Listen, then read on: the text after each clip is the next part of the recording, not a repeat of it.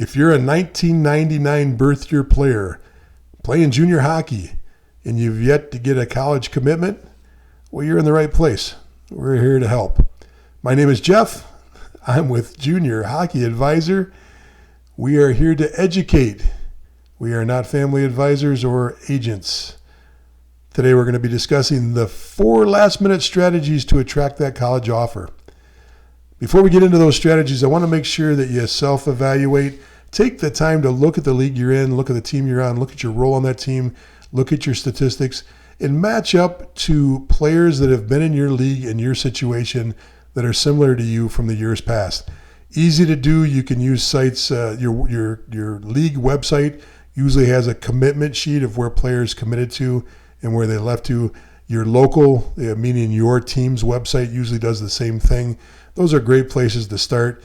You can also look at D3 rosters and see where their last team played for is.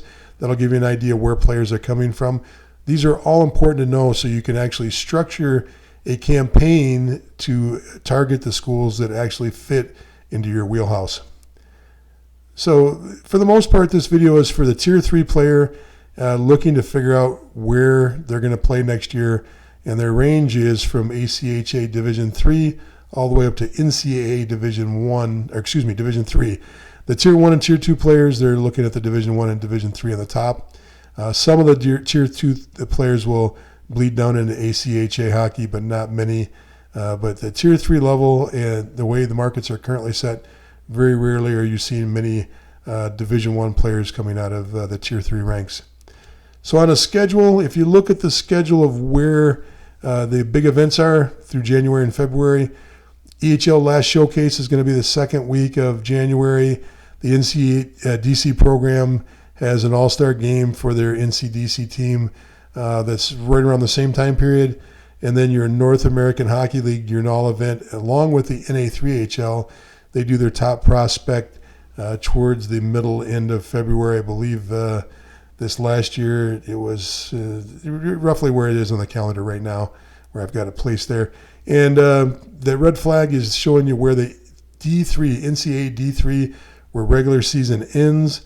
You know, some teams will move on to the playoffs after that, but you'll start seeing much more activity from NCAA Division 3 schools towards the end of February.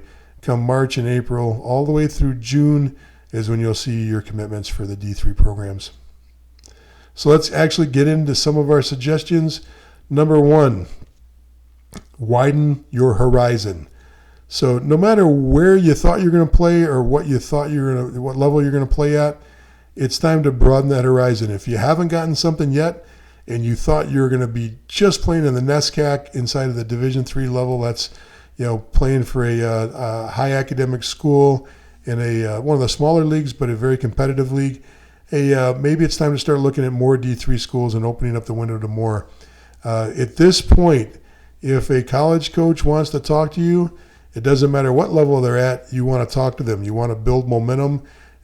Talk to any coach outside the door that wants to pull you out and talk to you. But you need to widen your scope if you're going to get some traction and get some momentum built.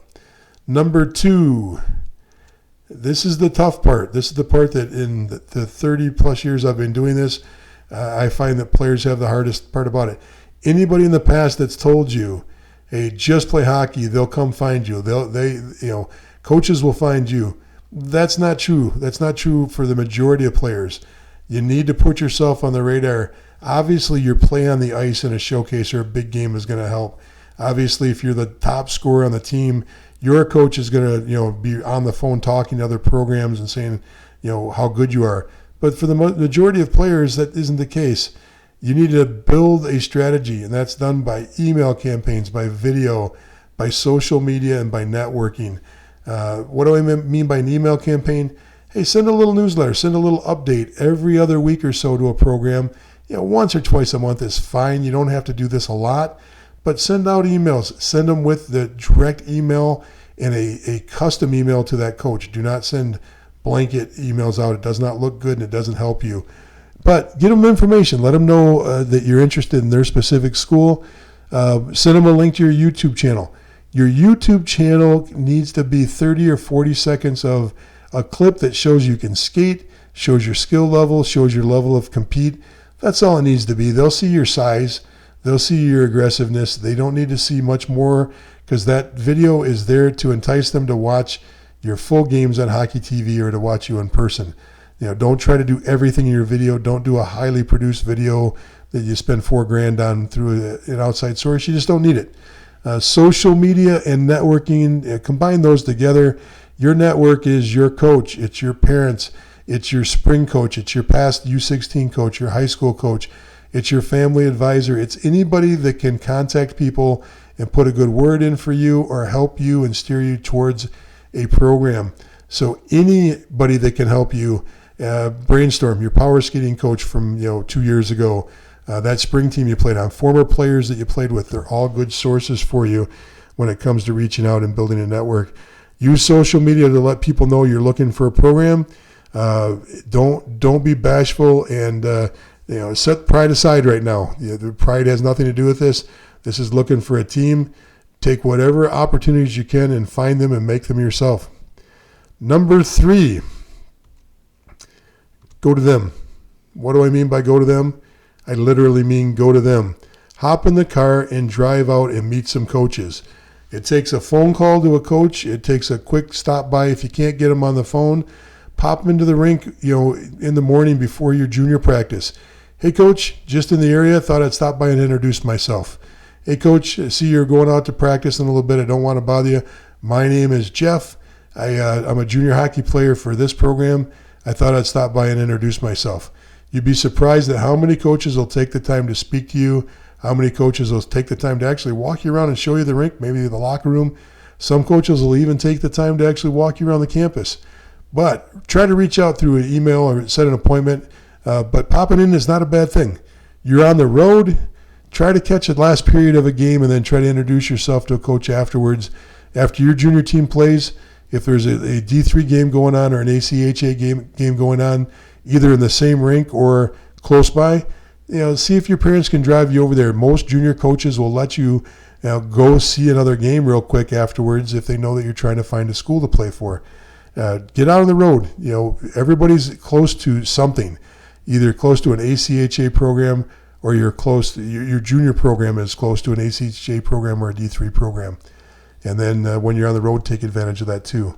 4th, this is the hardest one to try to get done, but as soon as you've done all this, it's time to rinse and repeat. Do it again. So just because you sent out an email blast to everybody one time, just because you reached out to all these coaches one time, not every coach is going to get back to you the first time. Not every coach is going to get back to you the second time. But they've got busy schedules and they're doing things. Sometimes you catch them at the right time, sometimes you don't. You have to look at this as a job, just like a salesperson looks at a job. A normal salesperson, it takes numerous times of asking people to buy a product before they actually buy the product. So think of it the same way with college programs. Just reach out, and if a coach doesn't want to talk to you anymore, he'll tell you, hey, I don't think this is the right fit for you.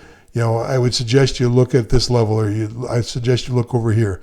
But you keep working hard at it and do it like it's your job, because you're playing junior hockey. You've got lots of time on your hands. That's what this is all built for. But it's not just your advisor's job to get you into college hockey. It's not just your parents' job or your current coach's job. They help you, but you are the one that's not only got to perform on the ice, but you got to reach out and start opening doors. Remember, this is not something that just happens. You need to find ways to trigger people to want to see you play. You get a hold of a coach by an email, he's going to put your name on a list and he's going to watch at least a little bit of you in a showcase. D3 coaches, look at the list of people that contacted him and said, I'm going to be at that showcase. I'll catch him. Now, it might be for a shift, it might be for a game, but it's more than you had beforehand. And that's the biggest thing, is trying to open the door to something more than you had when you had nobody watching you and nobody was interested.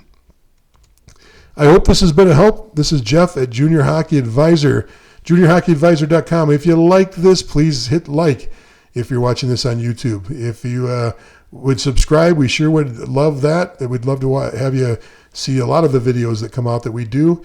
And please give us some feedback. If you like what we're doing, we'd love the feedback too. Once again, Jeff from Junior Hockey Advisor. Have a great day.